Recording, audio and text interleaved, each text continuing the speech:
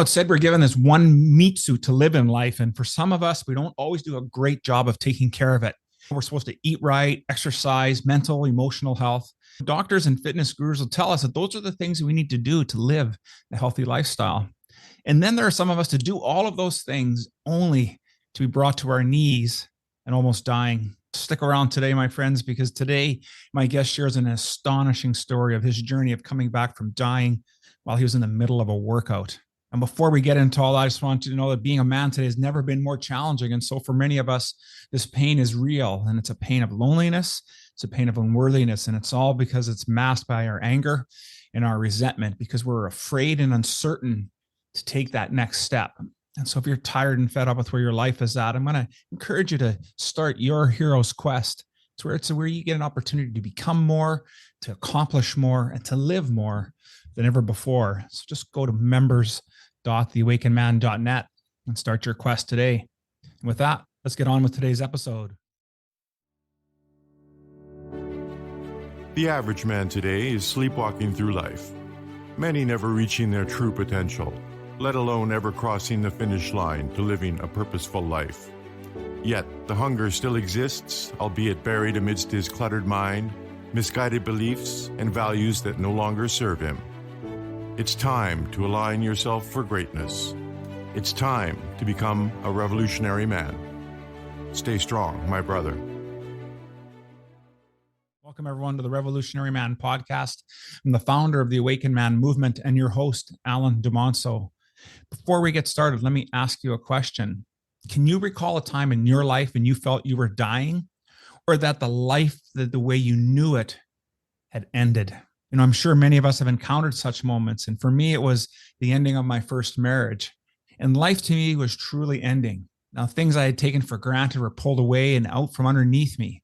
And yet, as painful as that was, doesn't even compare. It just truly pales in the comparison of actually dying. And so today, my guest and I share his incredible story about his experience and how this has made a profound shift in his life.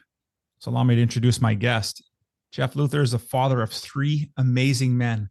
And in 2021, during a CrossFit workout with his 16-year-old son, Jeff suffered sudden cardiac death.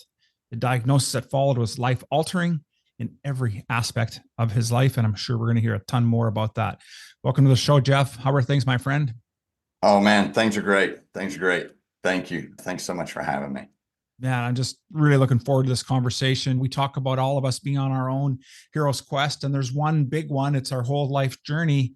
And then we have these other smaller ones in our lives. And the one that I would really like you to talk a little bit more about is this moment, to explore that moment at the gym and then getting the diagnosis. And how did that experience shape you into the man you are today and the work that you're doing? Yeah, thank you for letting me tell my story. And I'll start out with a small piece that it helps me with my story, but it's really more about my ego. Bear with me, please. Absolutely. June 5th, 2021, in a former life, I'm an ultra runner. So June 5th, 2021, I showed up to run an ultra. It was a 50K, and that was my first overnight race. Like, I was super excited, and I showed up to win.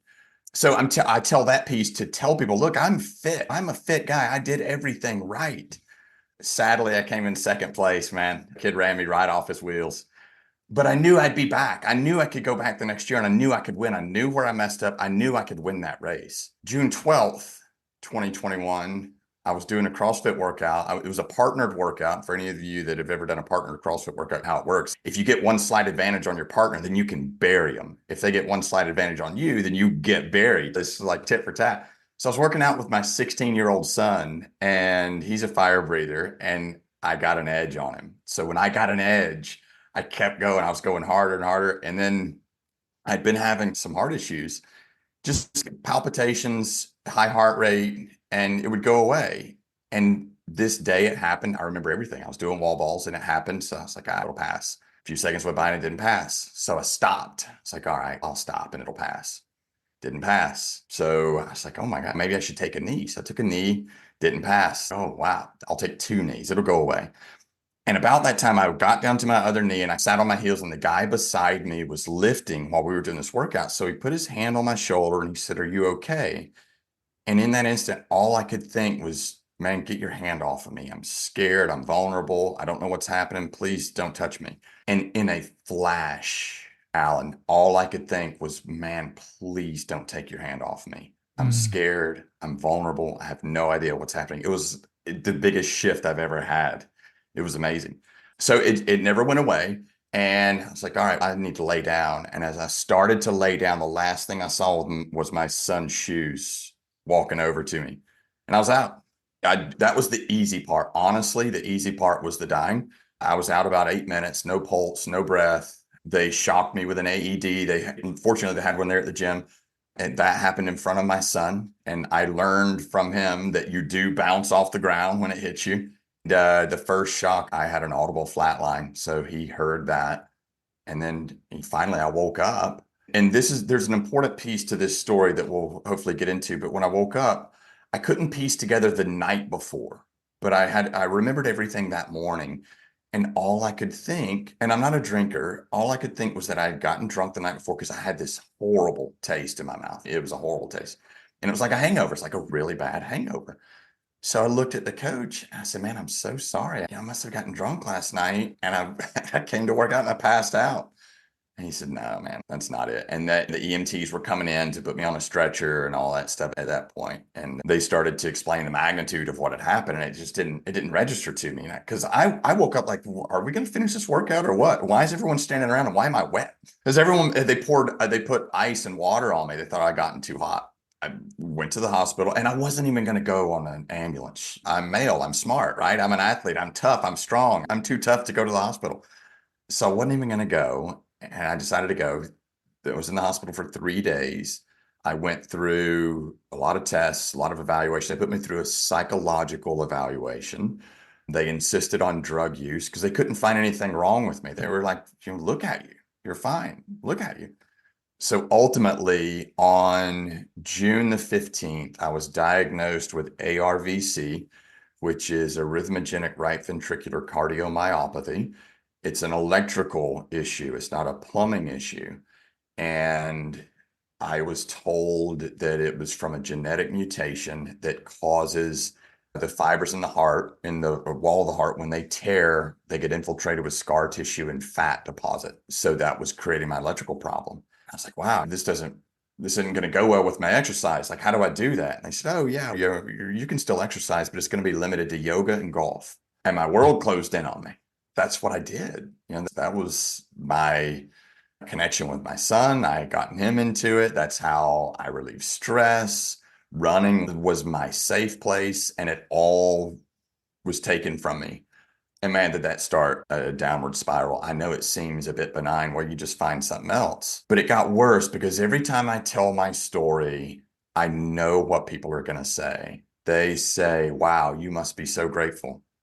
Wow, you're not done yet. Wow, there's a big plan for you on earth. And all I can think is, no, I'm bitter. I'm angry. I'm sad. And so that made me feel like a real piece of crap.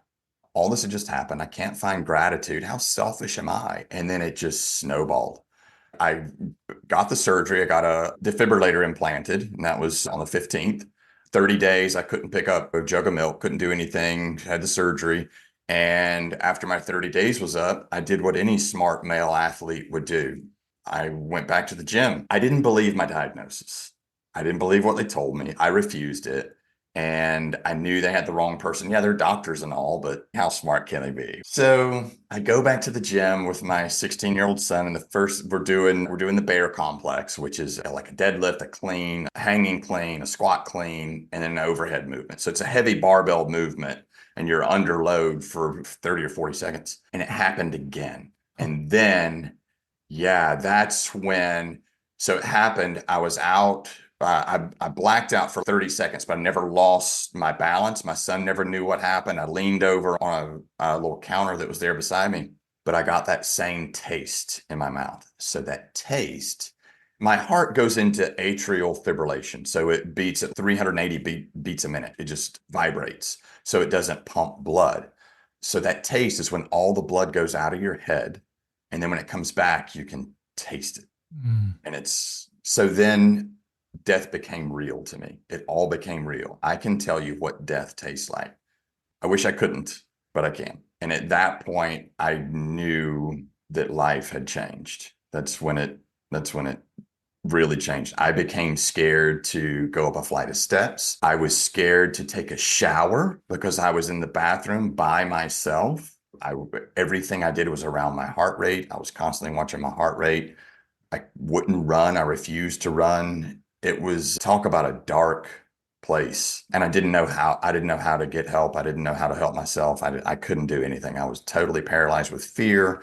I was paralyzed with being a victim. I was paralyzed with sadness. I was paralyzed with anger, with bitterness, all of it. It was a tough time. So that's a lot there. There's more to the story, but do you have questions about anything? Anything I skipped over? Yeah, man, there's just a ton of stuff there that you're touching on that for sure we're going to get into in this conversation. You touched on about ego stuff, and I have some questions I want to ask you around that and how we really frame our identity as men around these different things, and right, and how we have to really work through that. And then you talked about the impact on family, and I definitely want to talk about not just your son, but your family overall, and then the emotional aspect of it and dealing with, you're really talking about loss again and grief, and you're going through all of those steps, those famous steps, and denial, and hey man, no, I can make this happen, and I'll negotiate, I'll just go back to the gym, and then life just smacks you in the head and say, yeah buddy, no you're not, and you're going to learn downward dog first, and be around for your family because they need you. But before we get into that, we get into these doing different things in our lives. And so fitness has been such a big part of your life. And then you settled into doing CrossFit. So just let's just go back a little bit further. And how did you come to have fitness to become so important? And how did CrossFit and ultra marathons be part of your identity? How did that come to form? I'm going to get totally vulnerable here and tell you that I have a real problem with deserving. Like I have a hard time receiving, and it's always easier for me to punish myself than it is to celebrate my wins. And man, to go run a 50K overnight in a national forest through a swamp, that's punishment. Go into the pain cave is a place of comfort for me. It sounds as dumb coming out of my mouth as it does hitting your ears, but that's it. It's like I thrive beating myself up. And when I'm in it, I'm like, oh my, why am I doing this? This is so stupid. But when it's over, I love it. And I love training to get to it. And so that's how I ended up there. CrossFit was a good tool for me that I could go get that hard workout in. I could hit that point where you almost lose consciousness, and I could do it in under an hour. And then ultra running was like my total checkout. That was my total checkout, where I was isolated to my pain. When you're at mile 28 of a 33-mile race, I was isolated in my own pain, and there was nothing to do except go forward. You take a step, that's like you talked about in the intro, you take a step, the ground will find you. It will find you. And that was it. So that's probably my story. I just like to get in the pain cave, and I'm working on it. Yeah, listen, I'm always interested and fascinated to see how people challenge themselves, and when they're doing that, where it's coming from, a place where it's coming from. And so, Jeff, I just want to say thank you so much for being vulnerable and sharing that with us, because sometimes we see the persona of the man. We don't understand the workings of it and how he's come to be. And for me, that's so important for us to really grasp that we come from all these different perspectives, but we're dealing with the same stuff, of potentially, in my interpretation, of the unworthiness, the pain, the lack of loneliness, which is why I talk about that in our work here. And so it's important that when we talk about these things and you're willing to share that guys get to hear that, hey, listen, if anybody was to look at you, I'm sure they go, this guy's got it all together. He's in great shape, right? Great family, everything's going on. And what's happened like this? Like life just throws a curveball, and it's about how we deal with things. And so when you think about, let's get into talking about, you just touched a little briefly on the ego, of what the ego had lots of influence in your life, obviously. And And so now to some extent, it's been both positive and negative for you. So talk a little bit about how you're dealing with the ego part of you still, and where and how are you managing it today as you used to before the incident? Yeah. Whoa, man, it sounds, you are super sharp. Like you are hitting all the buttons. Okay. Something I've realized very recent. When we fall, our ego falls faster and it falls further than we do. We have to keep going. We have to do these simple things. We have to eat. We have to sleep. We have to work. We have to do these things. Our ego does not, but we have a hard time separating from our ego. So when I was given the diagnosis of yoga and golf, I'm an ultra runner. I'm the guy at the gym that runs a sub 6 mile and deadlifts twice his body weight. That's what I'm known for. And I'm almost 50. I'm that guy. I don't do yoga. I'm not a downward dog guy.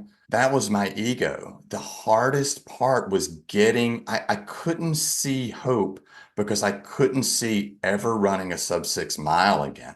Who cares? It's not like a sponsor is going to pull their sponsorship. I'm like, who cares? And it was all about my ego. And man, locking my ego down in the basement was one of the best things I have ever done. And if you hear that banging during this show, that's that bastard down in the basement trying to get out. Your ego falls faster and further than you do, but you have a choice. You can hang out down there with your ego and let it pull you down, or you can just take a step. You can keep moving. The ground's going to find you. Yeah. And I didn't realize that. I was so bitter in what I couldn't do, and my ego wouldn't let me see what I could do. It was tough. Yeah, it's funny how that guy plays around with us and manipulates our peace. And I've heard it said, and I'm going to probably butcher this quote, but it's about mastering our mind. And so the mind or the ego can be a tyrannical master, or it can become a masterful slave. And it's all up to us to decide how we want to tame that little bastard. and it's tough, right? And in some aspects, we've got him in check. Different aspects of our life, we can keep him under wraps, but then there are other parts that it's not so good. And he comes in when I talk about that. For me, that ego part is that bitch voice that's going to tell me it's okay, Al, you can have a couple of beers tonight, and it's not going to be 2 beers, it's going to be 6 or 8. And I don't have to go to the gym this morning. I'll go tomorrow morning. I'll the typical Monday. And when we allow that tyrannical master to build upon it, then we're the ones that suffer. And so I like that you're talking about and recognize about ego piece, because I think for many of us guys, we don't pay attention to him. Right. We know he's there and we choose to ignore him. I'm not egotistical. That's not egotistical to want to run a mile fast. That's not egotistical. That's fitness. That's not egotistical to want to snatch 185 pounds. That's fitness. It's all ego. It is all ego. And the more I can set my ego aside and focus on being present, the less I'm stealing joy from myself.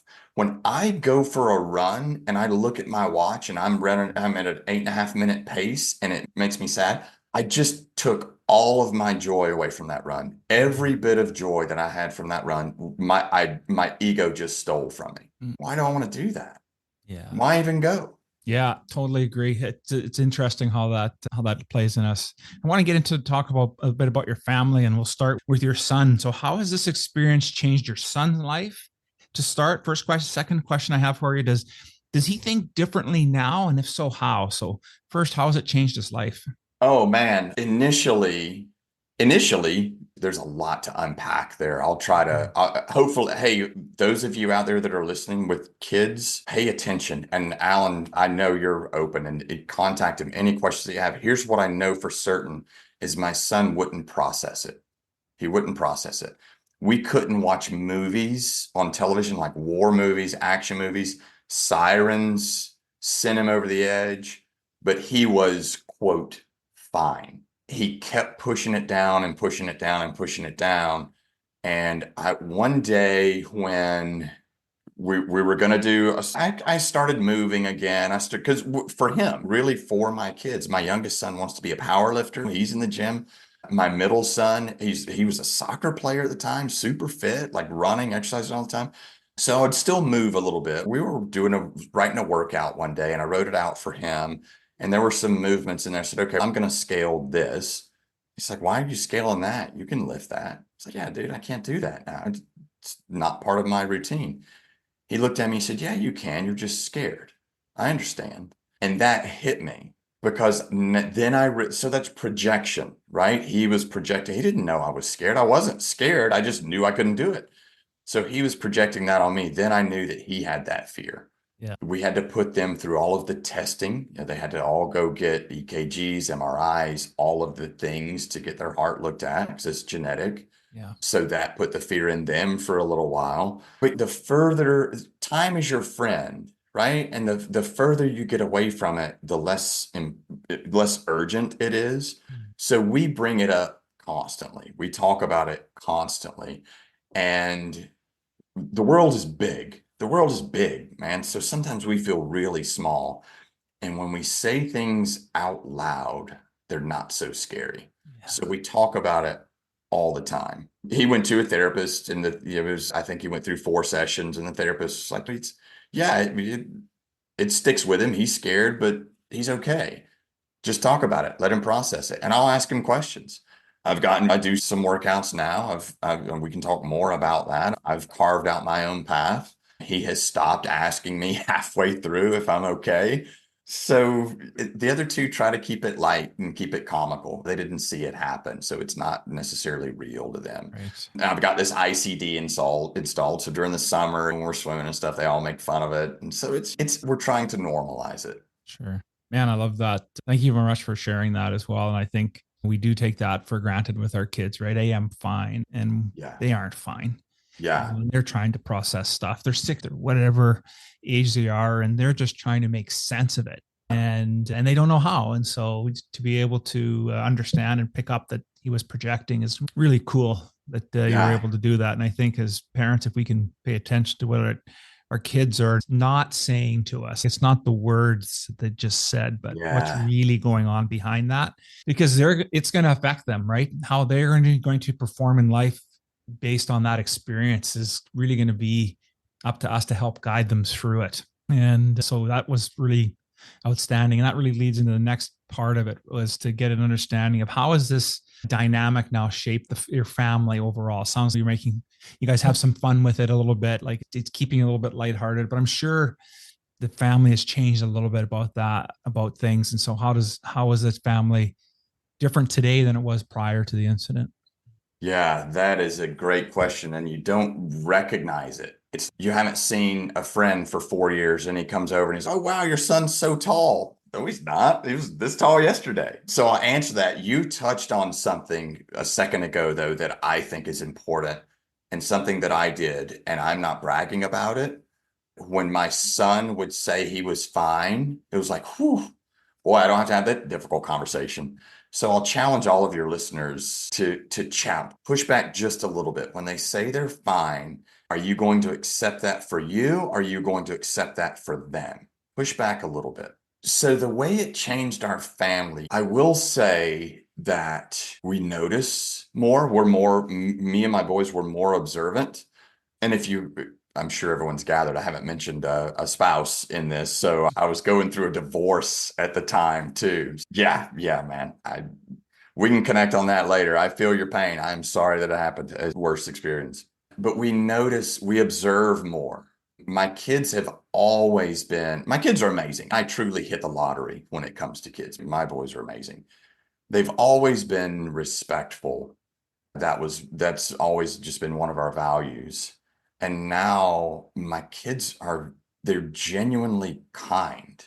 They're present. They slow down. And that was the biggest change that I noticed. And it wasn't like this overnight change. And that was part of this whole thing. You would think that I would hit the ground every morning on my knees, crying and praying and being so grateful to be alive, but it came so slow. And honestly, it's been over 2 years and I haven't really shared my story. So this is one of the first venues, but they have become so observant and so present, and they're patient, they're kind to people. And I think they genuinely see beyond what's right in front of them in the moment. And I attribute that to my issue, to the heart issue, the way the boys pulled together when I was in the hospital and Cash, my oldest son, was dealing with his emotions around it. that dynamic has changed. And when we get into moments of seriousness, like a lot of teen boys, there's a lot of grab ass and constantly the humor deflects a serious conversation. So instead of being uncomfortable, we'll just laugh it off. My kids turn the opposite. They go into the danger when we have a difficult conversation. And I believe that's where that stems from. So for that I'm grateful for that. Yeah, absolutely. That's phenomenal. That's phenomenal. Is there a particular moment or maybe a person that has really stood out for you that you really looked at as a source of strength when you were going through your recovery? Oh boy, absolutely. So I'll pick up where I left off with the story. So the first when I first started getting my feet under me, after that happened the second time, I was just I wouldn't say I had given up, but I lost all hope. I didn't lose all hope. I knew there was no hope, which I think is worse than losing hope, right? I knew for certain there was no hope. I had taken my dog to the beach. I was walking on the beach, and that's where I would go run intervals at the beach with my dog. He would go swim and I would run intervals. And that was our thing. So I'm walking on the beach and I'm bitter and I'm like, wow, it's just weird. Some people have a shellfish allergy and some people don't. Just bear with me here. I'll get back on track. Some people have a shellfish allergy. Some people don't. People react differently to medicine and some people don't. And I'm just walking along thinking, I was like, maybe my body is going to be different to this disease. Maybe my prognosis isn't what they tell me. I did what any smart male athlete would do. I went back to the gym. I'd been researching this disease, researching this diagnosis, and I was learning things that I'll use the word athletes, were doing, how they were staying active. And so I got with a coach at the gym and I asked him if he would be willing to work with me just a couple of days a week so that I could move. So he and I put a plan together. This was Phil Galaska is the guy's name. Talk about an angel. He's an angel. I don't know how else to put it. He was the one that put the defibrillator on me when it all happened, or one of the ones. It was certainly a group effort. So we wrote out a plan.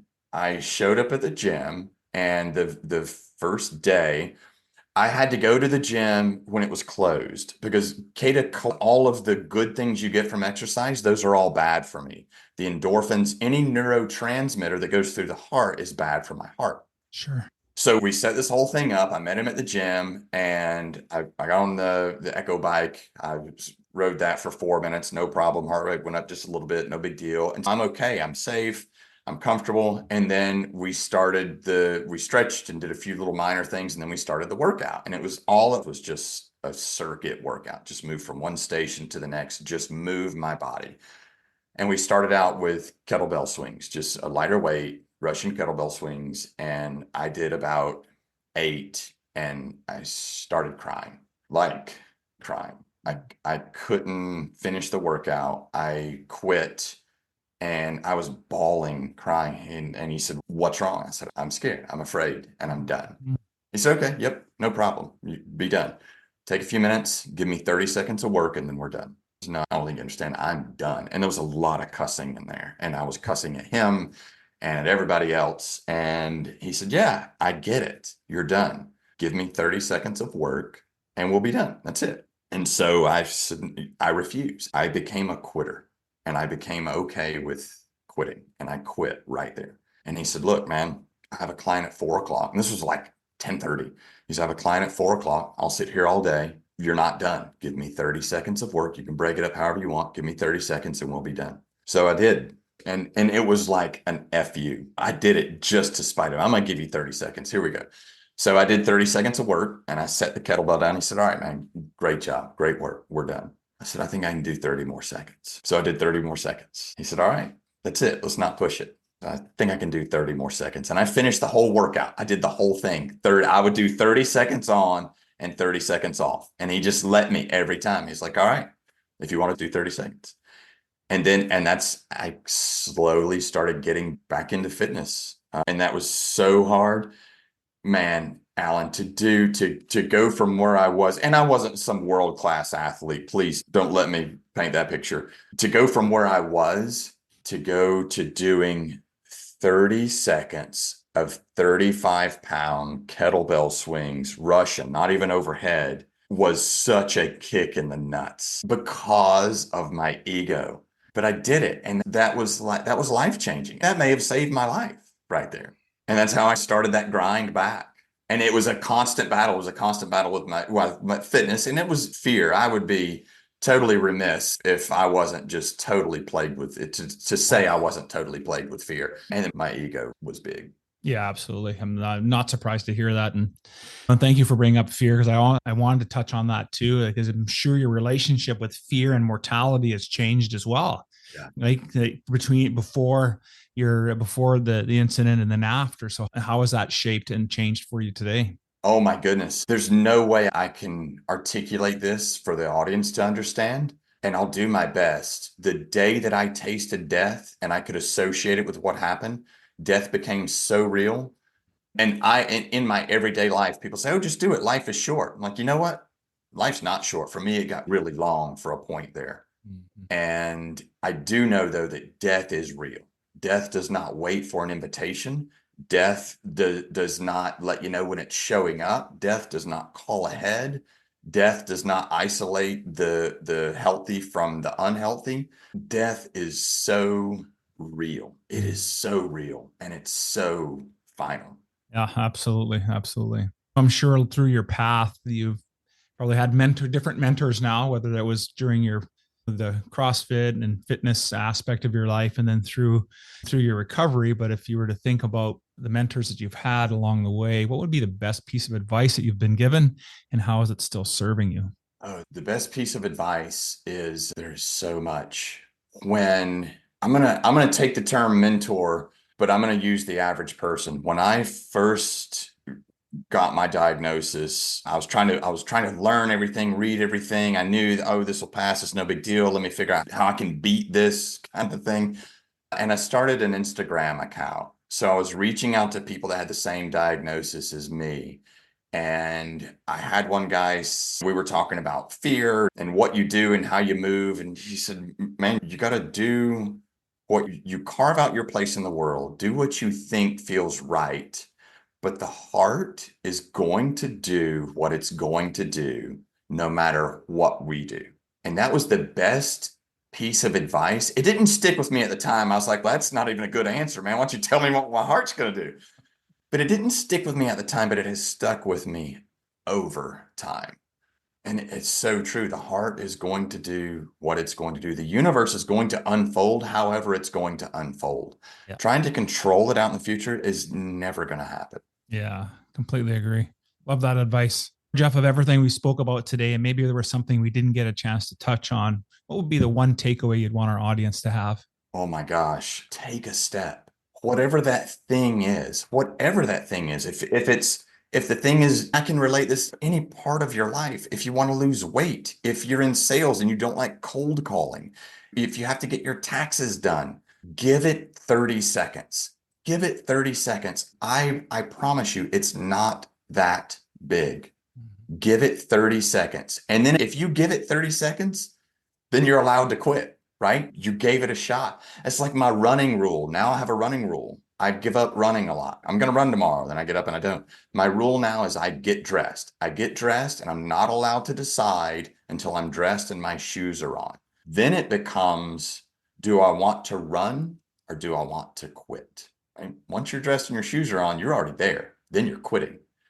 Yeah, my biggest takeaway would be those things in front of you that seem so big, just give it 30 seconds. Man, love that. What a great way to wrap up today's conversation. Just want to say thanks, Jeff, for being on the show. And you've showed us, and you continue to show us, that no matter what life throws at us, that we can overcome it and become even stronger. And so if men are interested in getting a hold of you and participating in your work, what would be the best way for them to do that?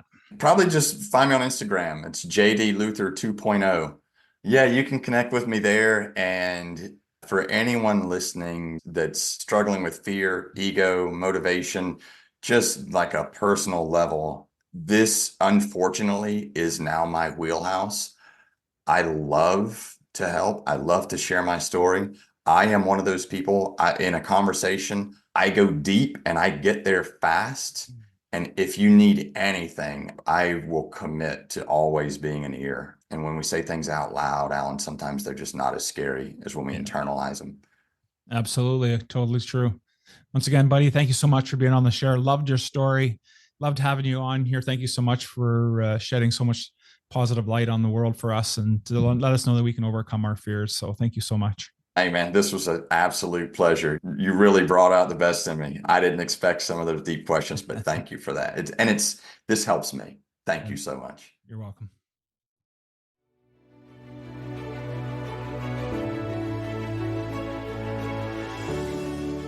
Thank you for listening to the Revolutionary Man podcast.